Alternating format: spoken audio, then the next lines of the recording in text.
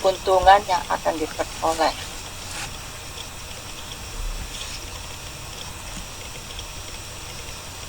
Terus kemandirian atau interdependensi.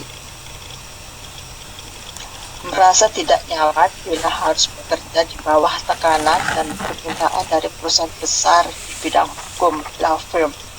Mereka menyatakan lebih menikmati bekerja sendiri dan merasa puas bila dapat memulai bisnisnya sendiri. Tantangan.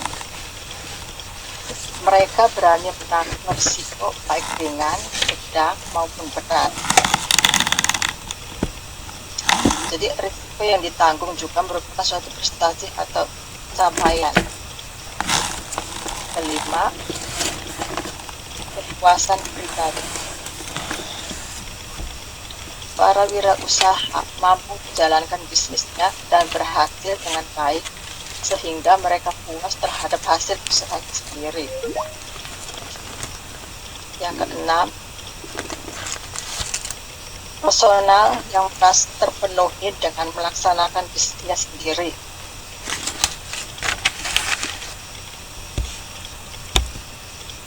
Berikutnya, Pak. Kemampuan diri sebagai wirausaha Ikal 2005. Pengarahan diri, self-directed. Jadi seorang wirausaha harus tenang, mampu mengelola diri dan mendisiplinkan diri meskipun dirinya sesungguhnya adalah pemimpin atau bos. Yang kedua, memilih risiko yang sedang. Pak.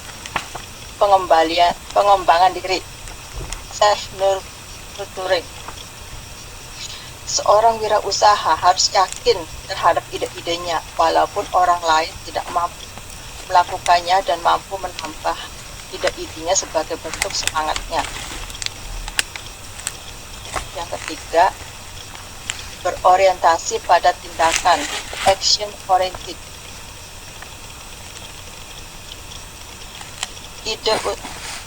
Ide untuk mengembangkan bisnis yang besar saja tidak cukup, namun perlu merealisasikan, mengaktualisasikan, dan membuat mimpi menjadi kenyataan. Yang keempat, bersemangat tinggi, highly energy.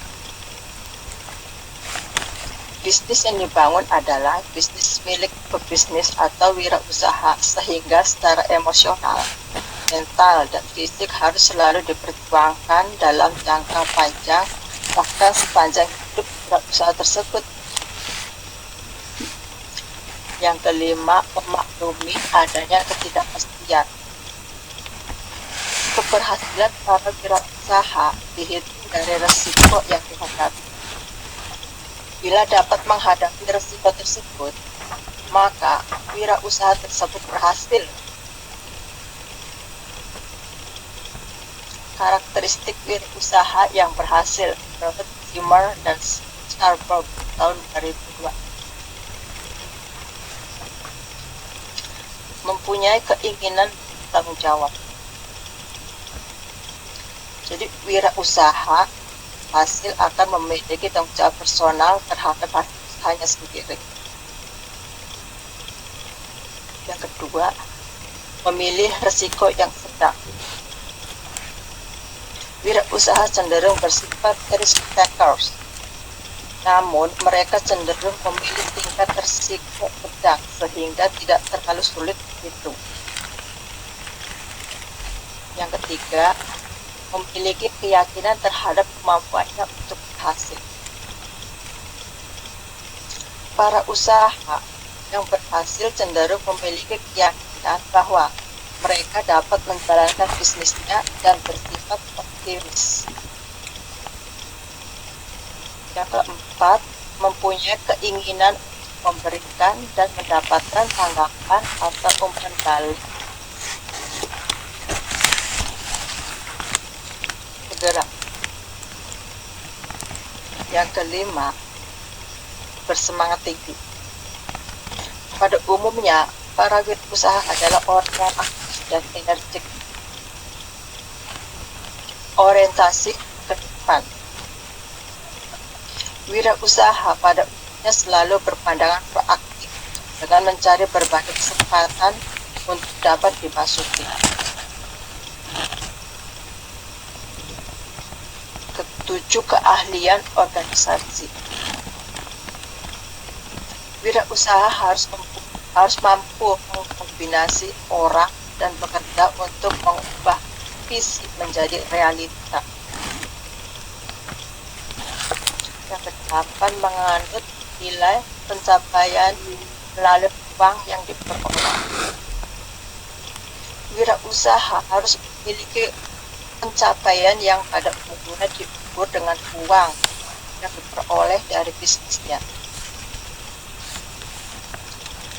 Yang kesembilan, mempunyai komitmen tinggi. Komitmen untuk melaksanakan bisnis dan mempertahankan agar bisnis tetap survive atau bertahan. Toleransi terhadap ambiguitas. Jadi cenderung memiliki toleransi yang tinggi terhadap bisnis, terutama dalam menghadapi ketidakpastian lingkungan, menghadapi informasi yang bisa saling berlawanan, dan dalam mengelola sumber daya yang bervariasi. 11. Mempunyai fleksibilitas, beradaptasi menghadapi perubahan permintaan pelanggan dan perubahan lingkungan bisnisnya.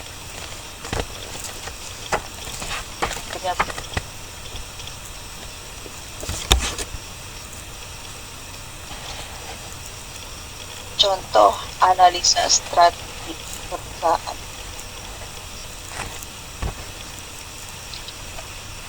Di dalam perusahaan dan di luar perusahaan.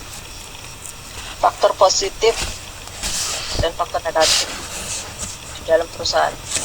Kekuatan, kompetensi, inti kekuatan, keuangan, kemampuan, inovatif, keahlian, dan pengalaman manajemen strategi terencana.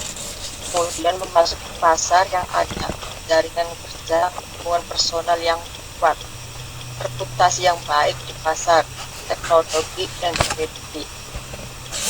Kalau faktor negatif, kelemahan, sumber dana keuangan yang tidak tercukupi, strategi yang terencana secara buruk, kurangnya keahlian atau pengalaman manajemen, kurangnya kemampuan berinovasi, fasilitas yang tidak memenuhi, adanya permasalahan distribusi keahlian, pemasaran yang terbatas, produksi yang tidak efisien. Di luar perusahaan, faktor positif, adanya kesempatan, ada pasar potensial yang dapat dimasuki, ada pasar geografis dan produk baru, ada teknologi baru, ada perubahan atau ekspansi, penyederhanaan atau menghilangkan pemerintah,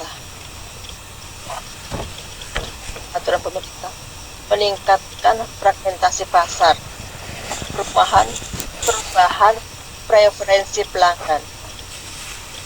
Kalau faktor negatifnya, ancaman adanya pesaing baru, peningkatan permintaan dan dari pembelian atau pergeseran penjualan ke barang substitusi, tambahan peraturan pemerintah, pergeseran siklus bisnis, pertumbuhan pasar yang melemah, perubahan preferensi pelanggan.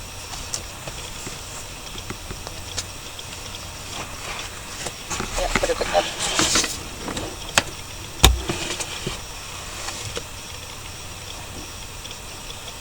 Pemangku kepentingan.